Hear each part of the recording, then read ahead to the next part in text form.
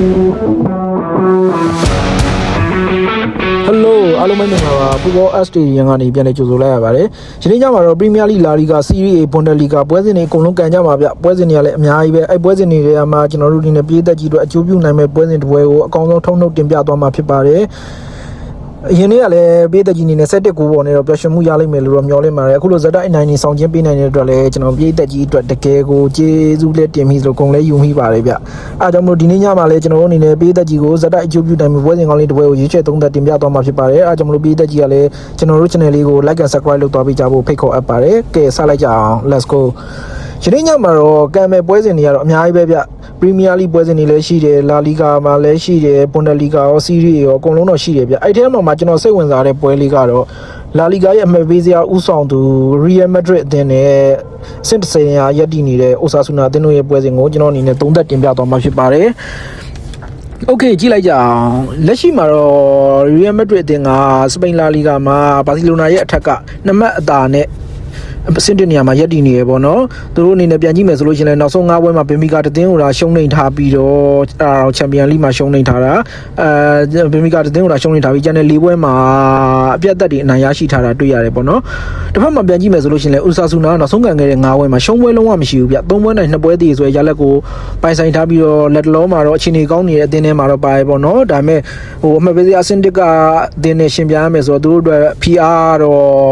တော်တော်လေးတော့များတယ်ဗျ PR အတင်းဆိုတာတက်ကို PR တော့တော်တော်လေးများတယ်အဲ့လိုအနေထားမျိုးမှာသူတို့အနေနဲ့ကန်ရမယ်ဒါပေမဲ့သူတို့အနေနဲ့ PR များတယ်ဆိုရင်ပဲသူတို့အနေနဲ့ကလက်ရှိအဆင့်ရည်တည်မှုမှာကတော့သူတို့တန်းစင်းဆောင်အတွက်လည်းစိုးရင်စရာမလိုဘူးပြီးသွားလို့ရှင်သူတို့ PR ကင်းနဲ့စော့ကစားနိုင်တယ်ပေါ့ဗျာရမှတ်30နဲ့အဆင့်30နေရာမှာလက်ရှိရည်တည်နေတာဆိုတော့ကြတော့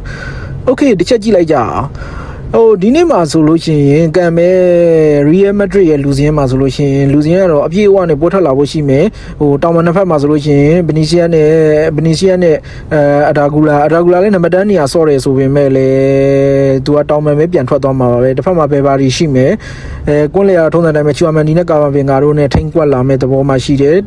တစ်ဖက်ကပြန်ကြည့်မယ်ဆိုလို့ရှိရင်လေအိုဆာဆူနာအသင်းမှာလက်လောမှာခြေစွမ်းပြနေတဲ့ဂါစီယာနဲ့ဘွန်ဒီမာကတော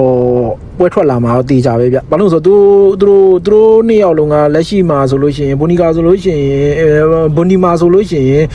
်လက်ရှိအသက်က34နှစ်ရှိပေမဲ့သူဒီယာဒီမှာဆိုလို့ရှိရင်23ပွဲမှာ19ဂိုးတောင်သွင်းထားခဲ့တာဗျအဲဒါကြောင့်မလို့သူတို့အနေနဲ့တော့အားကိုးရဲ့တိုက်စစ်မှုတွေမှာပါတယ်လက်ရှိ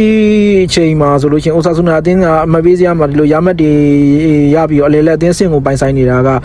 ဘူဒီမာလိုတိုက်စစ်မှုကြောင်ပါတယ်ဆိုတာတော့ကျွန်တော်ညင်လို့မရဘူးဗျ။ Okay ဒါကတော့ကျွန်တော်တို့လက်ရှိခြေစွမ်းပိုင်းအရာပေါ့နော်။တစ်ဖက်ကပြန်ကြည့်မယ်ဆိုလို့ရှိရင်လည်းကျွန်တော်တို့ကြေးနေထားလေးကိုတစ်ချက်ကြည့်အောင်။ကြေးနေထားဆိုလို့ရှိရင် Real Madrid တင်ကအိုဆာဆူနာအသင်းကိုတလုံး35စားနဲ့အိုဆာဆူနာကွန်းမှာကြေးမျိုးဖွင့်လှစ်လာတာမျိုးတွေ့ရတယ်။တစ်ဖက်ကကိုပေါင်းကြေးရဆိုလို့ရှိရင်လည်းကိုပေါင်းကြေးရတော့3လုံး35စားဆိုတဲ့ကြေးနဲ့ပွဲထွက်လာတာမျိုးတွေ့ရတယ်။ Okay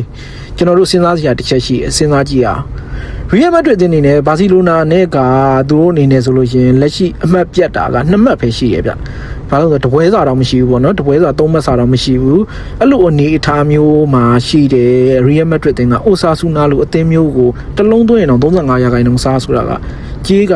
ပြော့တဲ့ထဲမှာတော့ပါတယ်ဗျ။တစ်ဖက်ကကျွန်တော်ဂိုးပေါင်းကြီးနဲ့ချိန်ကြည့်မယ်ဆိုလို့ရှိရင်လေဂိုးပေါင်းကြီးအနေထားက3လုံး35စားဆိုတဲ့အနေထားကအနည်းဆုံးတော့အိုဆာဆူနာဘက်ကတကူရမယ်လို့သူတို့အနေနဲ့တေချာဘောက်ကိုတွက်ဆထားတာဖြစ်တယ်ဗျအဲ့လိုအခြေအနေမျိုးနဲ့လက်ရှိအိုဆာဆူနာတင်းရဲ့နောက်ဆုံး9ပွဲဇက်ရှုံးပွဲမရှိဆိုတဲ့အခြေအနေမျိုးမှာဆိုလို့ရှိရင်ကျွန်တော်အနေနဲ့တော့ဒီညတော့အိုဆာဆူနာမှာတပါအခြားရွေးချယ်စရာမရှိဘူးဗျဘာလို့အိုဆာဆူနာကိုကျွန်တော်ရွေးချယ်ချင်တာတော့ဆိုတော့ကျတော့